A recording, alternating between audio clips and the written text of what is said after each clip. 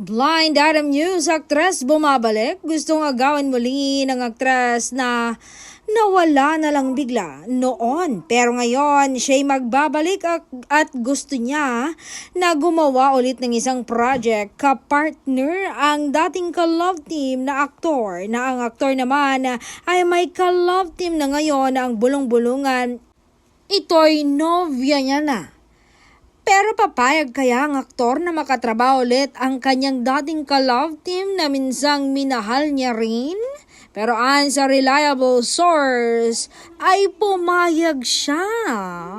Dahil tila mahal pa rin daw ng aktor itong aktres na ito.